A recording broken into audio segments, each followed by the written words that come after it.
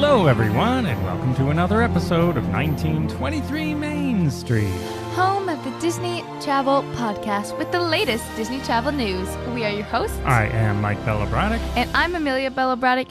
And today, as the summer season approaches, we've compiled a list of the best and worst tips you might hear surrounding Disney's travel this summer. Yes, the dog days of summer are fast approaching, and it's pretty hot already. So if you have a summer vacation planned to Walt Disney World in July and August in particular, we go every summer for well over 10 years, 15 years, 20 years. I've spent summers at Walt Disney World as a Disney vacationer. And I'm going to get to that in a minute. And the internet is full of expert tips on how to visit Walt Disney World in the summer. So we went out and gathered up all the tips that you commonly see. And we're going to put our lens on what's a yes tip, what's a no tip, what's an obvious tip, and what's a maybe tip. So we're cutting through the scads and scads of information to let you know what we think really matters as a Disney traveler. Today, we've compiled a list of the best ones to make sure that you know the most important things when traveling in the summer, because some of these things are things that you do not want to miss. And we're not going to name names from the websites where we found these, but I've got 15 or 20 tips here that you see commonly,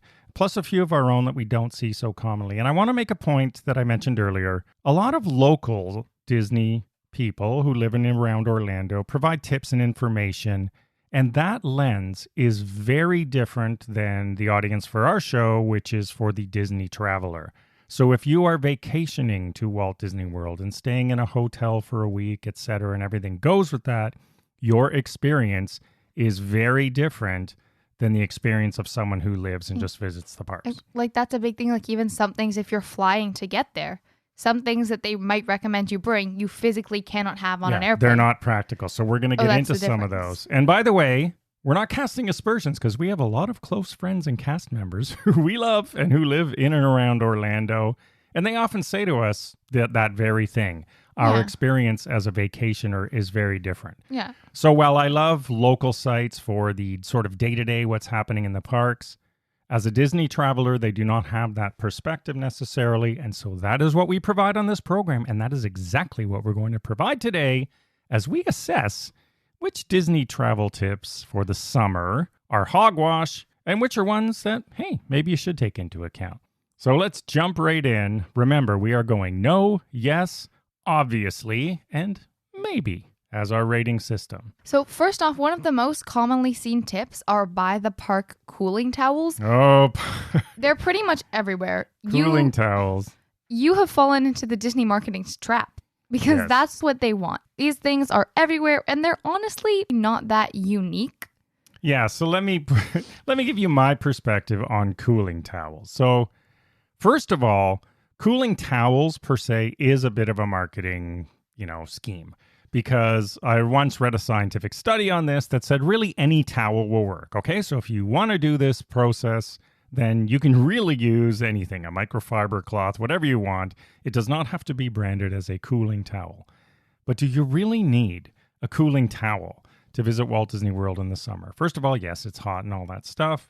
Unless you have some real reason, that's a no for me. I think this is just one of those silly tips personally. Hey, if you like these things, of course, do them. But if you're asking us as Disney travelers who go there every summer in the heat, do we need a cooling towel? No, never. And I mean, I think sometimes it might be different. Like if you have a little kid or a baby and they're like at risk of actually overheating, then that's different. We're talking more specifically for like teenagers and up, really. Yeah, there's always extreme circumstances, medical, other things where obviously tips will apply to you. But if you're just an average traveler going on an average trip, we don't need you loading up on a lot of things that aren't necessary. Yeah, and I know I didn't see these before I saw them at Disney, but they sell cooling towels at other places. Of course they do. You don't have to buy the Disney ones because they're twice the price. You can, but there's other the next options. one is one of my favorites, seen a lot. I have a strong opinion on this. As you can tell, I'm going to be opinionated on this episode. Yeah, more so than usual. Yeah, well, this is kind of the same thing. Disney sells them. You can buy them for super cheap elsewhere, and you don't really need them. Welcome back to another episode of Ponchos. Yes, this tip you always see, buy ponchos before you go. My response, N-O. No, don't buy ponchos. You don't need a poncho. Here's my take on these things. And yes, we've tried them years and years ago. And you'll see people put them on when it starts raining. But let me ask you I used this. them for years. Yeah. and Did you like them? Why did you stop? Well, I was just like, oh, okay, well, I'll try it without. It's so much better. Here's the thing, do you want to be wrapped in saran wrap in a wet microwave oven? That's what it's like when you put a poncho on in Walt Disney World in the heat of summer. They keep you sort of dry. But you sweat like the dickens underneath them. So you just become uncomfortable, sweaty, and, just run to shelter. And then you take it off and you got this wet poncho. Just run to shelter. And you know what? You dry off. We've been soaked to the skin.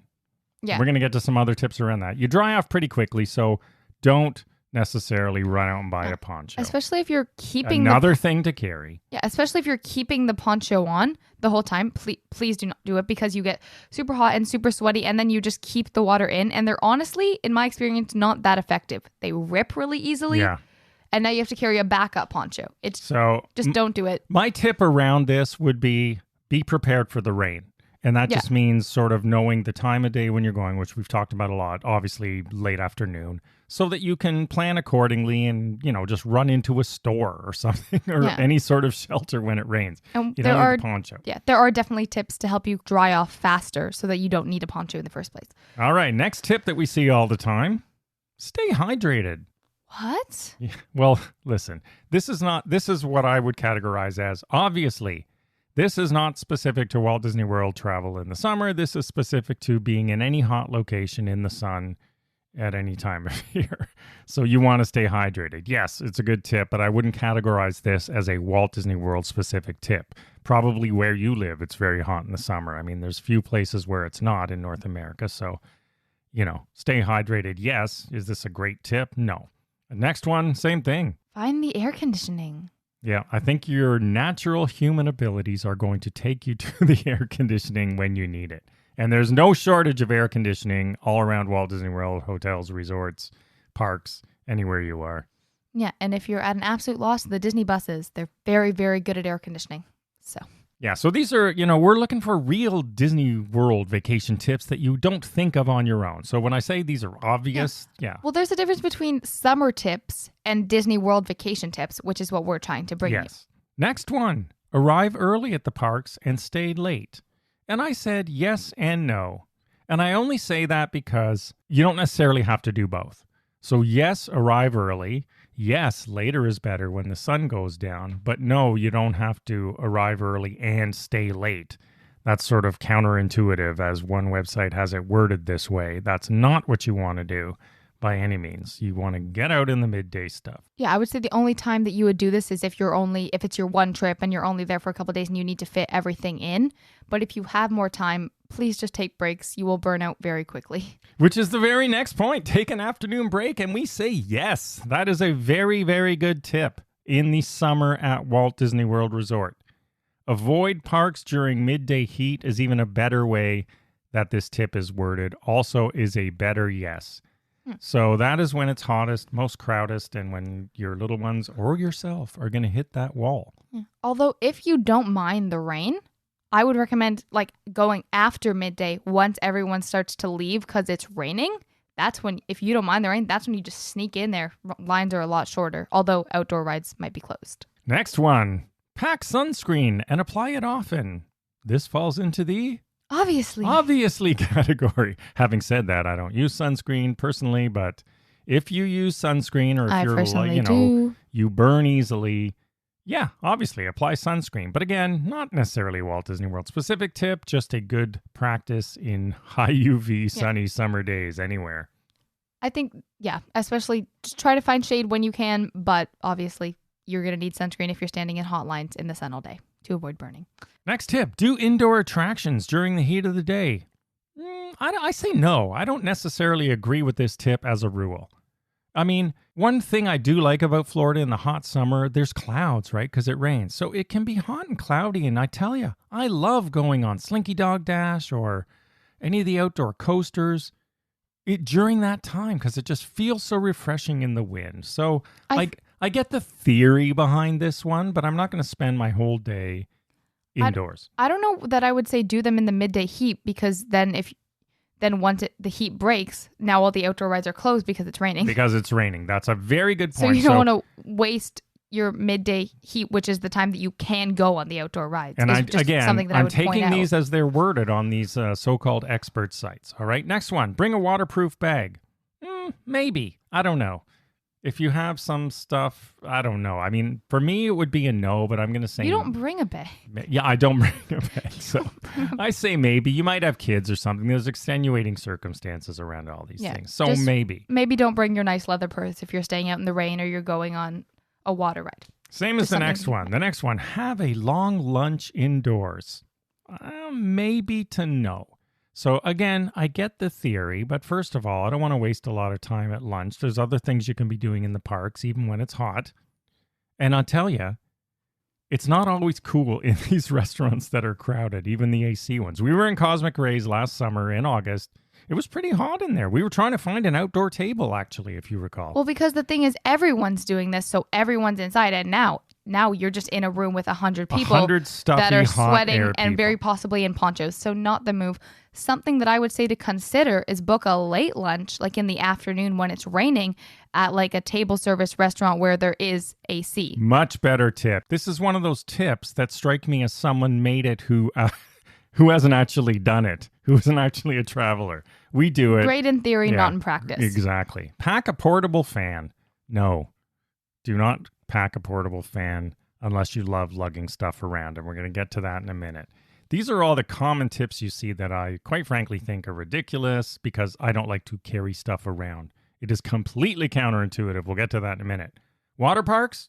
Yes, please. In the heat of the summer, a great option. Yeah, best time of year to go to Disney water parks in the summer. Go in the morning first thing, just as you would the parks, and you'll have a great day, even if you do half day. Next one I really, really like. I think it's a great tip. Be flexible with your plans. Yeah, you know what? Summer, there's a lot of variables with heat and rain and all those sorts of things. So go into it knowing that is a good tip all on its own, and be flexible that weather may very well impact you in some way, much more than it likely will in the spring, summer, or fall. Yeah, and if I ever try this, I'll let you know how it goes. So next up... This one is funny. I don't even really get it, but I put it on here. Allow time for entertainment and characters. This falls into the obviously category. I don't see what this has to do with summer at all. It was in a popular website, Summer Tip Guide, right? Obviously, you're going to allow time for the things you want to do. It's got nothing to do with summer. And all of these websites have the same thing. I just don't understand how this is relevant in the summer more so than in March or another time. Next one we love, and I almost didn't see it. I only found it on one website. It's one of our favorite tips. This one I never see. This one, wear quick dry shorts and shirts if possible. Now, this goes exactly with the poncho thing. So I don't wear ponchos. I don't mind getting wet. Put your phone in one of those plastic cases if you must, but mine stays in my pocket, still stays dry. Most phones are waterproof to that degree now. Or water resistant. So water resistant, yeah. And we dry off, honestly, in less than half an hour. I mean, you dry quickly. So you're in a theme park. I would much rather just sort of get refreshingly wet and dry off than put on a microwave oven plastic poncho and cook like a sous vide steak. I do not want that happening to me. So quick dry shirts and shorts, great tip. Even not necessarily you have to buy separate ones. Just consider fabric. Like if your fabric's going to hold on to, if you have a shirt that's going to hold on to water and stick to you all day, maybe skip it. Super practical tip, and so is the next one that I only saw once that we also find from personal experience to be a great tip. If you at all have space, bring 2 pairs of shoes. Because it rains and they are going to get wet. I don't care if you're wearing a poncho or if you have an umbrella or whatever. That's the water stays on the ground. Yeah, your feet are going to get soaked. Your running shoes or whatever you're wearing are going to get soaked. So don't wear leather. If possible, wear shoes. Either bring 2 pairs, or if you're wearing Crocs or something, as much as I hate them, they will dry off fast. Or bring 2 pairs. Or if you're in a villa, we use the dryer quite often to dry our shoes in the summer. Now, something I've seen is to bring an extra pair of shoes with you in the parks. That's a little bit unnecessary. I would say extra socks maybe, but shoes aren't necessarily quite important. I think that one you can skip. I think just overall, a tip is just don't bring your super fancy designer clothes in the parks because it's raining, there's mess, things are going to get wrecked. So just consider that in the back of your mind. And all of this goes into one of our top tips of all. avoid lugging things around. So all of these things you're seeing, bring fans, bring shoes, bring towels, bring everything, is completely the opposite of what you want to do. If you can get away with not lugging a backpack around in August in Walt Disney World, It's just going to make you sweat more. it's going to make you sweat more, crankier. It's so opposite of what you should do. Don't bring any stuff. That's our point in the heat. Yeah, I think as soon as your baby graduates out of its stroller, it's time to graduate away from the The stuff. stroller years are your lucky years because you have a built-in carrying case. But other than stroller people, and also, a good tip you don't see often, those misting stations are fantastic. Use them. You don't get soaked in them. They really cool you off. So those are great things. And then finally, one funny tip I saw, plan all your pictures in the morning. Yes. Well, first of all, not all pictures are planned. Yeah.